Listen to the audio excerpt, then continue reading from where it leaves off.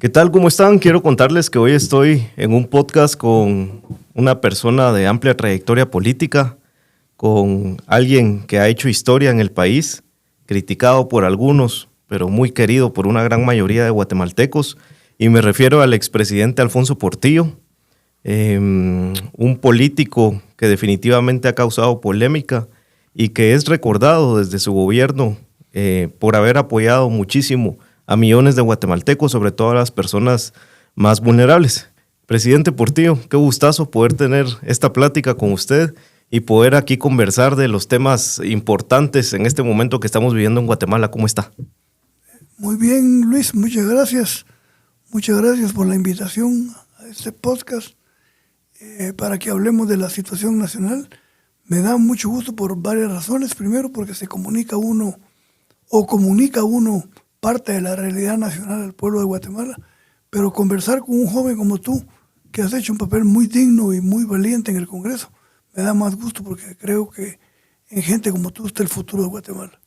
Gracias, presidente, y aprovechando que se refirió a mi persona, pues me presento. Yo soy Luis Fernando Pineda, actualmente soy diputado al Congreso de la República en esta 9ª legislatura y ambos somos candidatos a diputados para el proceso electoral que vamos a tener el próximo 25 de junio. El presidente Portillo es candidato a diputado por lista nacional y yo estoy buscando la reelección al Congreso, siempre por el distrito metropolitano, que es la ciudad de Guatemala o la metro como se le conoce. Presidente, yo quisiera que conversáramos un poco de temas realmente importantes y de la situación actual que estamos viviendo en Guatemala. Para empezar, yo me pregunto, y mucha gente también en la calle se pregunta, ¿en qué situación está el país actualmente en términos políticos, económicos, sociales? ¿Considera usted que Guatemala ha avanzado, que estamos estancados como país o que estamos retrocediendo en todos estos aspectos? ¿Cuál es su percepción? ¿Cuál es su análisis de la situación actual de Guatemala? Bueno, yo creo que la valoración o la comparación o la evaluación que se puede hacer del país se tiene que hacer desde dos puntos de vista. Uno, el internacional, cómo estamos en el contexto internacional, y otro, cómo estamos en la evolución en las últimas décadas en Guatemala. Perdón. Por ejemplo, cuando vemos las estadísticas de América Latina, observamos que Guatemala, junto con Haití, aparece siempre en los últimos lugares. Desigualdad, injusticia, pobreza, desempleo, desnutrición, falta de salud, debilidad institucional, debilidad del Estado, debilidad del sistema democrático. Guatemala aparece siempre en los últimos lugares. Esa es una vergüenza para nosotros, para los guatemaltecos, sentir que no avanzamos en el contexto latinoamericano y que cuando nos comparamos con economías incluso más pequeñas que nosotros, estamos en desventaja. Es decir, Guatemala no tiene un papel preponderante o algo que presumir o de qué sentirse orgulloso en el contexto latinoamericano. Número uno. Y número dos, hacia adentro. Hacia adentro tenemos más desempleo, hay más desigualdad, hay más problemas de la tierra, hay una inflación que se ha comido el salario real. Es decir que tanto en lo internacional, en relación a otros países, como dentro de la evolución histórica interna de Guatemala, Guatemala está peor desde que empezó el proceso democrático. 35 años de democracia, de un nuevo proceso democrático, no ha sido suficiente ni ha sido útil para resolver las grandes desigualdades sociales que tiene Guatemala. De tal manera que me da pena decirlo, dirán los políticos y los analistas y los intelectuales siempre hablan en negativo de Guatemala, pero no tenemos nada positivo. Y hoy con este gobierno aún más las desigualdades, las grandes desproporciones que se dan en cuanto a la justicia y la administración de las políticas públicas, Guatemala queda mucho a deber, de tal manera que hemos retrocedido. Y en este periodo hemos retrocedido más, tanto en lo económico como en lo político. Sí, creo que hablando un poco de la democracia a la cual usted hace referencia, en 1985, cuando se convocó a la Asamblea Nacional Constituyente y los constituyentes llevaron a cabo amplios debates sobre la Constitución que se quería plasmar y el sentir y la situación que se quería plasmar en ese momento que estaba atravesando el país. Y la Constitución Política de la República de Guatemala de 1985 fue considerada muy avanzada. Tenía temas, o tiene temas incluso hoy en día, como en materia de derechos humanos, en materia económica, en materia social, que eran muy vanguardistas.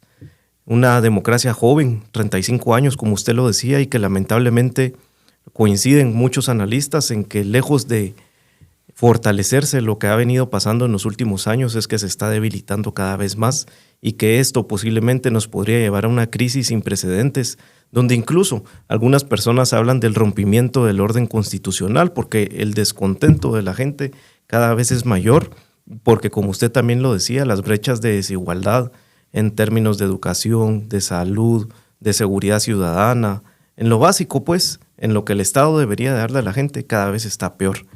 Y ya que hacía referencia al gobierno actual, presidente, ¿qué piensa usted? ¿Cómo valora usted al gobierno actual teniendo pues una crisis como la pandemia, pero también teniendo la mayor cantidad de recursos en la historia desde 1985 para poder gestionar esa crisis y para poder llevar la asistencia y la ayuda a las personas que más lo necesitan en estos tiempos? ¿Usted cree que el actual gobierno ha hecho un buen papel o cuál es su valoración del Ejecutivo en la actualidad? Antes de contestarte tu pregunta y tu interrogante, que es muy importante, quiero tomar lo que dijiste antes, cuando hablaste de la elaboración de la Constitución. Yo tengo relación personal con muchos constituyentes, ex constituyentes. Converso con ellos, como Víctor Hugo Godoy, Oliverio García Rodas, para mencionar dos nombres. Tipos brillantes, tipos con una experiencia maravillosa. Y les pregunto sobre el debate que se dio para la nueva Constitución que nos rige hasta ahora. Y Víctor Hugo Godoy, que por cierto le recomendé que publique un libro, un resumen, porque constantemente me está mandando, cada 15 días por WhatsApp, me manda cápsulas constitucionales. Y lo que dicen las cápsulas constitucionales es parte de los debates que se dieron sobre cada artículo de la Constitución. Muy interesante. Entonces yo le sugerí, pensando en Montesquieu, le dije, Víctor Hugo, ¿por qué no publicas un libro que se llama El espíritu de la Constitución? Porque lo que buscábamos, efectivamente, cuando analizamos la Constitución, es el espíritu. Es decir, ¿qué buscaba? ¿Qué quería? Porque la Constitución es un ideal de las leyes de lo que queremos ver como país en el futuro. Cómo lo queremos ver desde el Estado, cómo lo queremos ver desde la educación, desde la salud, desde la seguridad, desde el sistema político.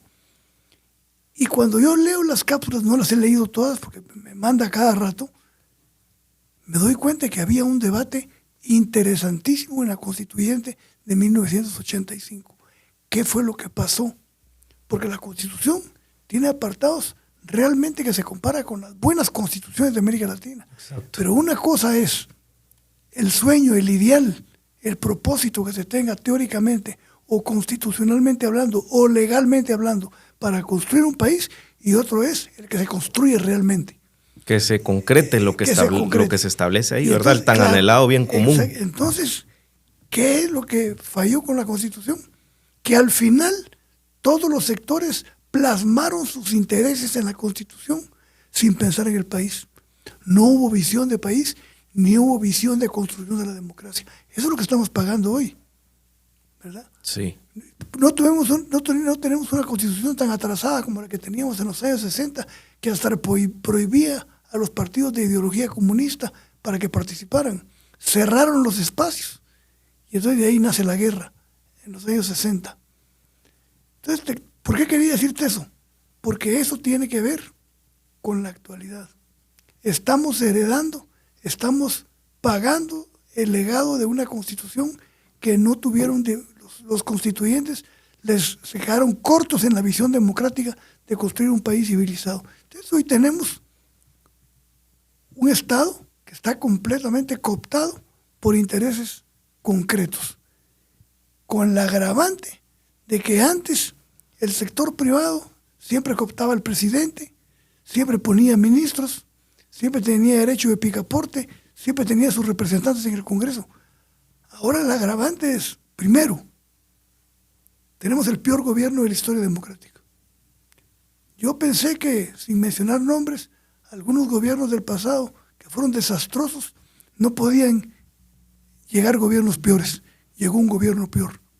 Y lo digo con sinceridad, y lo digo sin afán de aparecer como un crítico severo al gobierno. Es el peor gobierno que hemos tenido, por una sencilla razón. Jamás estuvo en su agenda la preocupación por las necesidades de la gente. Jamás estuvo preocupado por el salario, jamás estuvo preocupado por la salud. Y el colmo, le cae una pandemia a los 2 o 3 meses de estar en el gobierno, y lejos de ser una oportunidad para demostrar la preocupación del gobierno en su pueblo, hicieron de la pandemia un gran negocio que llora sangre y que verdaderamente es un crimen de Estado el que han cometido, y por eso se ha convertido en el peor gobierno de la historia. Llegaron con la filosofía de hacer negocios y no de hacer gobierno para la gente. Entonces hoy tenemos un gobierno que va a pasar a la historia como lo peor.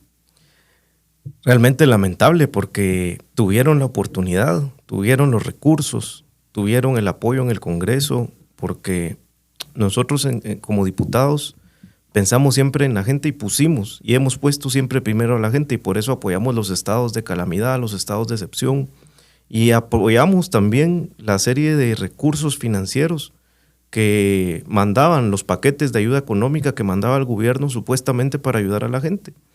Y confiamos en esa buena intención. Lamentablemente, cuando nos pusimos a fiscalizar en el Congreso y veíamos, por ejemplo, lo que pasó con las vacunas, es que es inhumano lo que hicieron con las vacunas.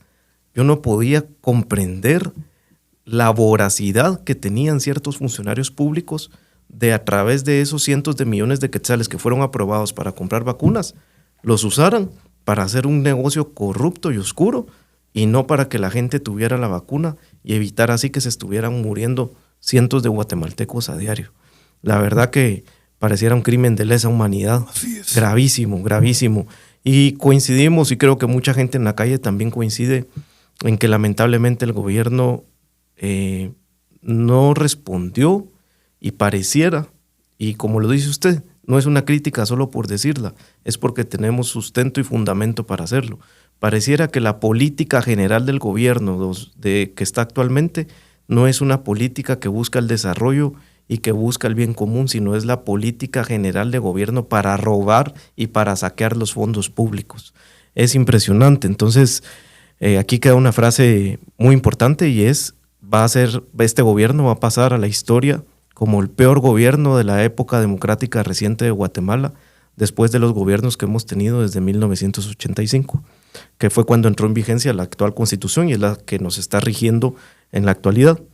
Presidente, usted gobernó hace más o menos 20 años, decía yo al inicio de este podcast que criticado por algunos, pero apoyado por muchísimos guatemaltecos. De hecho, a donde va hoy en día, yo lo he podido ver, no me lo cuentan, o no es algo que usted tenga que inventarse o que usted lo diga y que no se le pueda creer, porque a donde usted vaya, tiene personas que lo apoyan, que los recuerdan por la valentía que tuvo, por las decisiones que tomó para beneficiar al guatemalteco de a pie.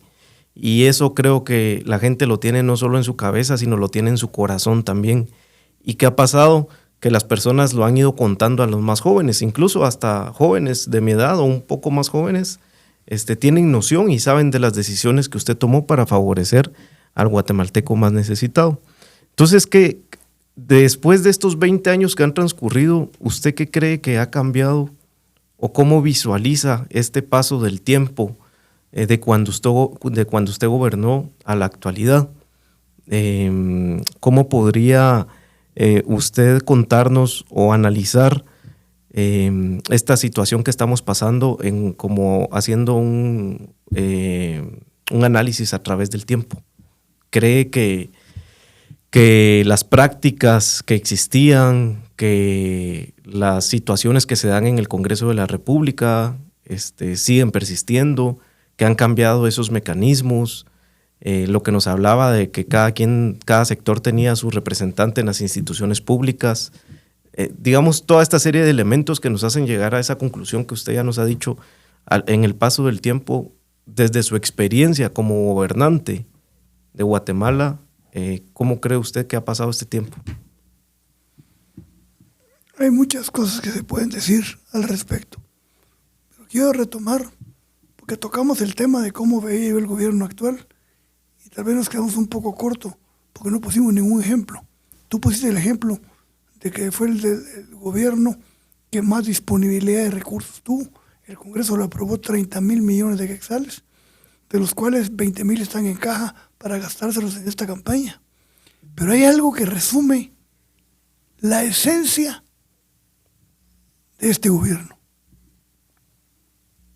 Como tú recordarás, Luis, tú estabas más joven, pero de plano lo recordás o lo has leído recientemente. Durante mi gobierno, y no solo por la necesidad que tenía el pueblo de Guatemala y el país, sino por las presiones internacionales y por las modificaciones en la comunidad internacional, teníamos necesidad de revisar las leyes financieras, la ley de bancos, la ley de la superintendencia, la ley del Banco de Guatemala, el delito financiero. Hicimos grandes esfuerzos, y eso es producto de mi gobierno. Hicimos grandes esfuerzos, solito la bancada del FRG, aprobamos toda la reforma financiera para poner al día el sistema financiero guatemalteco en el contexto internacional. Y una de las cosas más importantes que aprobamos en la reforma financiera fue darle autonomía al Banco Central para que el presidente de la República no manipulara la política monetaria, la política crediticia y la política cambiaria. ¿Por qué cuento esto? Y dirás, ¿qué tiene que ver esto con lo que estamos hablando? Hemos tenido en este gobierno el peor ministro de Finanzas Públicas, que se resume con la palabra pela, que es una palabra vulgar, que es una palabra soez y que es una palabra ofensiva. Cuando le preguntaron cómo se iban a canalizar los recursos de apoyo a las comunidades a partir de la pandemia, a raíz de la pandemia, dijo, pela cómo se gaste, hay que gastar, hay que demostrar que el dinero salió, no importa si se pierde en el camino o se llega a un destino distinto. Eso, en un país con las necesidades que tenemos, que un ministro de Finanzas diga pela y que resuma su política fiscal para con el país, con una falta de respeto y con un cinismo y un descaro. Bueno, y lo premian. Ahora resulta que el señor es presidente del Banco Central, la institución financiera más importante del país. Eso te resume la clase de gobierno que tenemos. Tenemos un gobierno que está embarrancando al país. Sí, ahí hay un tema, ¿verdad? Y es lo que usted nos contaba, que en esos puestos tan importantes para la economía del país siempre han sido ocupados por personas de un amplio conocimiento técnico, de trayectoria, de carrera. Y ahora vemos que nombran de presidente del Banco de Guatemala a un publicista o alguien que creo que es experto en marketing. Que llega a hacer negocios y llega por parte del sector privado. Pierde, no solo pierde la credibilidad del Banco Central con una autoridad competente técnicamente, sino que pierde el banco en su conducción de la política monetaria. Hoy vamos a tener un desastre en la política monetaria y hay que anunciarlo desde allá y hay que tenerlo en la vista, porque el próximo Congreso tiene que sentar a ese presidente del banco para ver qué es lo que ha hecho para mantener la estabilidad macroeconómica del país.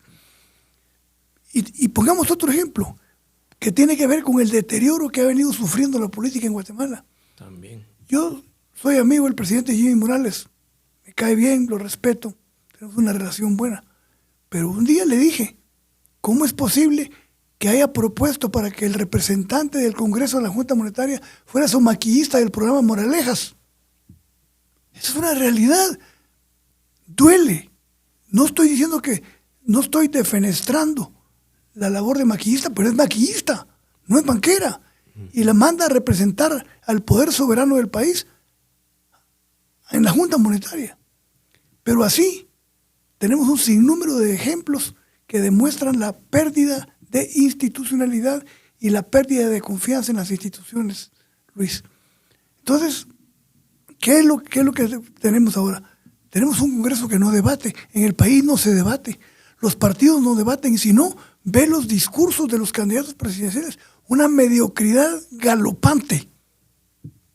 30 candidatos aproximadamente, ¿va, presidente? Y no sacas ni uno, con excepción de nuestro candidato, no porque sea nuestro candidato, pero tiene claro lo que hay que hacer, tiene visión clara, tiene experiencia en la administración pública y sabe cuáles son los cambios que necesita Guatemala. Pero hablando de la actualidad, el deterioro institucional es gravísimo, porque nadie cree en las instituciones. Y desde Confucio se viene sosteniendo, desde 500 años antes de Cristo, que cuando el pueblo pierde la confianza en sus instituciones, se pierde todo. Se desmorona la democracia y no puede haber ni credibilidad ni sostenibilidad en las políticas públicas. Pareciera que estamos a un paso de caer a un precipicio del cual sabemos que vamos para ahí, pero no sabemos en qué momento vamos a salir. Justamente me hace recordar el libro de ¿Por qué fracasan los países? Recuerdo que cuando inicié como diputado en esta legislatura, nos invitaron a una conferencia donde vino uno de los autores del libro, el señor Robinson. Y en el libro se habla de por qué fracasan los países y pone ejemplos de países, de cómo en poco tiempo, digamos en comparación con otros, por ejemplo 40, 50 años, hay países que eran una nada o que económicamente significaban nada o que no tenían infraestructura, que no tenían institucionalidad. Y en 40 o 50 años ahora son países de primer mundo, son potencias, sobre todo al referirse a países de Asia. Entonces en este libro se habla específicamente de las instituciones y habla de las instituciones extractivas que son creadas únicamente para gastar recursos pero que no representan ningún beneficio para la población. Pareciera que hay una tendencia así aquí en Guatemala, que hay institucionalidad que gasta miles de millones anualmente pero que la gente no palpa, no recibe o no puede dar cuenta de que los beneficios están llegando a sus bolsillos y a sus manos. Tanta necesidad de trabajo. Tenemos un Ministerio de Desarrollo Social que hace de todo menos generar desarrollo social, porque ese ministerio construye carreteras, ese ministerio hace cosas que no debería de hacer, porque para eso hay otros entes que fueron creados con anterioridad y que por rectoría legal deben de hacerlo. Entonces, el tema institucional o institucionalidad pública en Guatemala, justamente, presidente, yo desde el Congreso puedo ver que está atravesando una crisis y que el hecho que se nombren a funcionarios públicos que no son capaces, que no son competentes y que no están preparados para ocupar esos puestos, pues debilita todavía más la institucionalidad, hablando específicamente del caso que usted nos contaba. Presidente, se nos vienen las elecciones, estamos ya a escasos meses del inicio de la campaña electoral, ya no meses, semanas. La primera vuelta electoral va a ser el 25 de junio, donde se eligen a los diputados al Congreso de la República, a las corporaciones municipales, diputados al Parlamento Centroamericano, al binomio presidencial. ¿Cómo visualiza usted estas elecciones, presidente, ahora que está candidateándose nuevamente para el Congreso de la República y que va en lista nacional y que está recorriendo el país? ¿Cómo percibe la gente o cómo ha visto usted que la gente está tomando estas elecciones y qué podríamos esperar de este proceso electoral? Bueno, en primer lugar, es un proceso electoral que no despierta entusiasmo. Hay mucha apatía, pero hay una palabra que no usamos en política: enojo. La gente está enojada. Está enojada porque se le engañó, está enojada porque no le llegó ningún servicio, está enojada porque se entera de todos los desmanes que ha hecho este gobierno con los recursos públicos. Y por eso quiero volver un poquito a lo que acabas, como introduciste tu pregunta, sobre el libro ¿Por qué fracasan los países? No hay que inventar nada, Luis. Ese libro es de lo mejor que he leído en los últimos años y tiene dos conclusiones fundamentales. Se llena de ejemplos y se llena de anécdotas, pero el libro tiene dos conclusiones. Triunfan los países que construyen institucionalidad. Fracasan los países que no construyen instituciones. Y por otro lado, fracasan los países que permiten que las empresas solo tengan políticas extractivas, de obtener ganancia de lo más pronto posible. Y fracasan y triunfan aquellos países que restringen, que controlan y regulan la explotación de los recursos naturales, que son políticas inclusivas que hacen que el desarrollo económico llegue a las poblaciones. Eso no hay que inventarlo. Eso ahí está. Cuando dice alguien que diga, y llega el gobierno, un gobierno nuevo y diga, ¿y ahora qué hago? No necesita inventar nada. Necesita fortalecer las instituciones, respetar la autonomía de las instituciones. La esencia de las instituciones democráticas en un país, Luis, está en su autonomía y su independencia. Por muy malas que sean. Maquiavelo tiene una frase en una de sus cartas a un amigo y le dice, yo prefiero en el Congreso un diputado ignorante y equivocado a un sobalevas y sirviente. Es preferible que en el Congreso tuviéramos gente ignorante, pero no gente supeditada a intereses creados, porque hoy en el Congreso está representado el narcotráfico, el crimen organizado, los cementeros, los azucareros, los banqueros, los de la palma africana. Todos están representados, menos el pueblo de Guatemala. Por eso toda la cantidad de leyes que salen representan los intereses de los factores reales de poder. Entonces, viene un proceso electoral en un ambiente muy cargado ideológicamente en el mundo. Mario Vargas Llosa sacó un libro que habla sobre la caída de Arbenz de 1954. Hace cerca de 70 años. Seguimos hablando de comunismo y anticomunismo a 70 años de haber votado el gobierno de Arbenz. Eso te demuestra el atraso intelectual y académico y político que tiene el país. Siguen hablando del peligro comunista. ¿Y dónde está el peligro comunista? Ni siquiera China es comunista. Y entonces, en este proceso electoral, te recomiendo un libro que se llama El ocaso de la democracia, de Anne Applebaum, una mujer, pues, escritora polaca, cuyo esposo fue ministro del gobierno polaco. Y como subtítulo, el título es El ocaso de la democracia, pero el subtítulo es el más importante: la seducción del autoritarismo. Hoy, todos los gobiernos, unos que llegan electoralmente y otros que no llegan mediante elecciones, se quieren perpetuar en el poder. Entró una adicción, una obsesión por mantenerse en el poder a toda costa. Ve lo de Nicaragua. Lo de Nicaragua es una tragedia, Luis. Es una tragedia haber tanto muerto, una guerra cruenta, para que esté la caricatura de gobernantes que tenemos en Nicaragua. Es una vergüenza para Centroamérica y para América Latina. Pero eso está sucediendo en todos los países, y si no, mira Guatemala. Hasta la Universidad de San Carlos está cooptada por el pacto que está gobernando actualmente. Entonces, en este contexto, meternos a elecciones con dinero ilegal, con dinero del narcotráfico, con un narcotráfico que ya entró a las estructuras legales del poder económico. Sí, eso es muy grave, presidente, y usted tiene toda la razón. El crimen organizado tiene a sus representantes y estamos posiblemente entonces en desventaja, porque los que somos decentes, los que queremos hacer bien las cosas, los que demostramos con hechos que trabajamos por la gente y para la gente, pareciera que el sistema, porque es un sistema al final de cuentas, ¿verdad, presidente? Que el sistema lo que trata es de aniquilarnos o sacarnos de ese sistema porque no somos útiles o porque no funcionamos como la mayoría que están involucrados en ese sistema funcionan. Entonces es bien complicado porque estamos en desventaja. Para empezar, desde luego que si hay crimen organizado van a tener cantidad de recursos ilimitados para hacer campaña política. Pero yo tengo muy presente una frase que usted utilizó hace poco en una actividad partidaria que tuvimos de formación y capacitación con líderes de diferentes zonas de la ciudad de Guatemala. Y usted les decía, para hablarle a la gente no es necesario tener ni la boca ni las manos llenas de billetes ni de dinero. Para hablarle a la gente simplemente hay que tener el corazón en la mano y hablarles con la verdad y con honestidad. Y creo que eso es lo que espera la gente de políticos como nosotros, presidente, y creo que ese es el gran desafío y el gran reto que tenemos, porque definitivamente estamos en desventaja para este proceso electoral.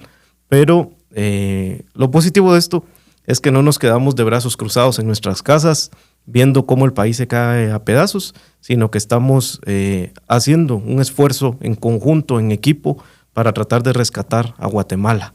Y todos hablan de Nicaragua como que estuviera a años luz, o todos hablan de otros países donde el autoritarismo ya se ha instalado de una manera increíble, y pareciera que Guatemala estuviera en una burbuja o en un mundo aparte. Pero lo que no se dan cuenta, presidente, es que estamos a un paso, creo yo, o cada vez más cerca de que en Guatemala el autoritarismo también se quede instaurado como una forma de gobierno, y los principios republicanos, democráticos y representativos que están en la Constitución de la política de la República se pierdan. Y eso creo que sería muy grave. Entonces, las elecciones que vamos a tener el próximo 25 de junio, presidente, de acuerdo a lo que estamos conversando, creo que van a estar complicadas, pero siempre optimistas, ¿verdad, presidente? Mira, nosotros tenemos que hacer lo que nos corresponde. Ojalá que toda la gente hiciera lo que le corresponda. Hay mucha juventud como tú que quiere participar, pero no se anima por las condiciones tan adversas en las que entraría. De desventaja, de peligro, de riesgo, de la familia, poner en riesgo a la familia. Por eso yo admiro tu participación, porque tú no tienes necesidad de estar en política. Eres exitoso en tus empresas, con tu familia, y estás arriesgando parte de tu vida porque Guatemala cambie. Hay una frase, yo no sé si aquí en Guatemala se usa, pero me acuerdo que la escuché la primera vez en Guerrero, en el Estado de México. Hay que dejarle una salida al tigre. Porque si no le deja salida al tigre uno, el tigre se viene encima. Esa imagen se me aparece hoy mentalmente cuando veo Guatemala. Están cerrando tal los espacios que no le están dejando salida al tigre. Esa negación de inscripción de candidatos con fines exclusivamente políticos y pretextos legales puede llevar al país a un desbordamiento social de grandes dimensiones que las vamos a pagar todos. Por eso la gran responsabilidad del Tribunal Supremo Electoral de actuar con independencia, con objetividad y con autonomía. Pero tenemos que hacer lo que nos corresponde. Luis, ustedes, tú por ejemplo y otros 30 diputados en el Congreso han hecho un papel decoroso, digno, valiente, loable, que hay que reconocerlo. Y no hay que perder la esperanza, porque si perdemos la esperanza, lo hemos perdido todo, y entonces mejor nos retiramos a nuestras casas. El otro día me decía una señora, y te acuerdas que yo lo conté como anécdota en el discurso de la asamblea, una señora que no andaba en la asamblea, sino que llegó a otra cosa en el hotel, pero me aprovechó para saludarme y me dijo, ¿por qué está todavía en política? Y entonces yo le dije, ¿y qué prefiere? ¿Que me siente en mi casa a ver cómo se desmorona el país? Tienes razón, me dijo. Todos deberíamos de participar. Y el gran problema aquí es que las condiciones adversas que ha creado fuerzas extrapolíticas, fuerzas extraeconómicas, ha desestimulado y desincentivado la participación política. Por eso es importante que insistamos en la formación política, Luis. Por eso yo digo que pasando este proceso electoral tenemos que formar y fundar formalmente una escuela de formación política abierta a todo el mundo, no a ningún partido en particular, a todo el mundo, porque no tenemos formación. Porque no cumplimos con la frase famosa de José Ortega y Gasset, cuando le preguntaron en una conferencia a José Ortega y Gasset, el gran filósofo español, maestro, ¿qué es política? Y pensaron que se iba a echar un gran rollo. Y digo, política es tener una idea clara de lo que se va a ir a hacer al Estado. Totalmente de acuerdo. Tener claridad de lo que se quiere hacer, porque si no, ¿para qué se participa en política? Retomando el tema de los partidos políticos, justamente el Tribunal Supremo Electoral tiene una grandísima responsabilidad, y en sus manos, creo yo, en gran medida, en manos de esos magistrados titulares y suplentes, está la legitimidad de este proceso electoral. Y no es sano que estén sacando candidatos con acciones legales. Volvemos a caer a lo mismo, ¿verdad, presidente? De la judicialización de la política y utilizar al aparato estatal judicial para sacar a unos y dejar participar a otros. Pues si vivimos en democracia, lo más natural es que la gente acuda a las urnas, que se presenten los candidatos y que la gente decida a través de las urnas por quién quieren votar y que esa persona sea la que esté gobernando el país, porque eso es la democracia. que la persona pueda ejercer un sufragio y que tengamos un ente electoral que pueda darle validez, legitimidad y que pueda nombrar a quienes obtuvieron mayor cantidad de votos para que gobiernen Guatemala. Pero lamentablemente creo que esto se vincula con los partidos políticos. ¿Por qué? Porque ya no son instituciones de derecho público como lo establece la ley electoral y de partidos políticos y la Constitución Política de la República. ¿Qué son actualmente los partidos políticos? Son, creo yo, empresas, sociedades que se han creado para saquear fondos del Estado, para obtener ciertos privilegios y no necesariamente para buscar espacios de elección popular donde se pueda ir a representar a las grandes mayorías sociales de este país y así poder generar el bien común. Y entonces a mí me han preguntado, ¿y por qué Viva? Y yo digo, bueno, porque es un partido sano, porque habemos candidatos que con hechos hemos demostrado que estamos comprometidos con una nación y no con un sector en específico, porque hay gente, porque hay candidatos honrados, porque no llevamos candidatos vinculados con el crimen organizado o con narcotráfico, ¿verdad? Que ahora es tan difícil poder decirlo. Entonces hay esperanza todavía y hay proyectos y hay partidos políticos en los que nosotros, los guatemaltecos, que confiamos todavía en que Guatemala se puede rescatar, podemos participar. El sistema electoral de partidos políticos indiscutiblemente necesita una reforma. ¿Usted está de acuerdo con eso? Completamente. No sé si leíste el folleto que publiqué en 2017 sobre el nuevo pacto. El nuevo pacto, donde usted habla de la reforma electoral. Sí, y hablo de que la reforma política es la madre de todas las reformas. ¿Por qué? Porque la reforma política es la que regula el acceso y el ejercicio del poder. Y el gran problema es que hoy, con la ley electoral que tenemos, se ha perdido la esencia de la democracia, que es la representación política. Representación que en términos sencillos es presentarse en lugar de, representar, presentarse en lugar de. Se supone entonces que los que están en el Congreso representan cierta porción de la población para que represente y defienda sus intereses en el Congreso. Con este sistema político que tenemos, con esta ley electoral caprichosa y hecha a intereses particulares, no tenemos representación en el Congreso. La esencia de la democracia es la representación. Y aquí se ha perdido. En el Congreso está representado todo el mundo, menos el pueblo de Guatemala.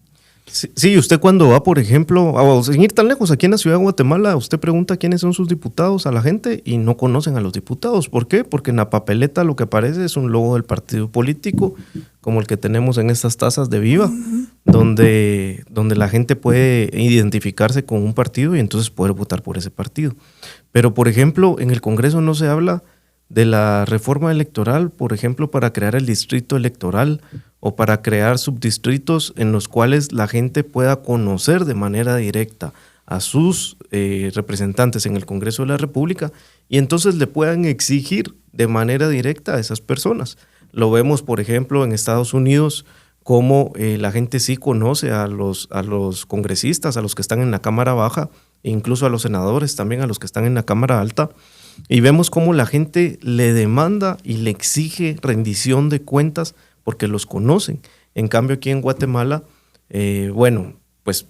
por ahí, por determinados temas que se van abordando, por polémicas que se van generando, no necesariamente por cosas buenas, sino por casos de corrupción, la gente va conociendo a ciertos políticos y entonces es muy difícil que la gente le pueda ir a exigir a las personas que están en el poder, sino que como que se disfraza todo eso detrás de los partidos políticos que desde su origen son creados no para representar y para buscar el bien común, sino para obtener un beneficio a cambio de estar ahí en estos lugares.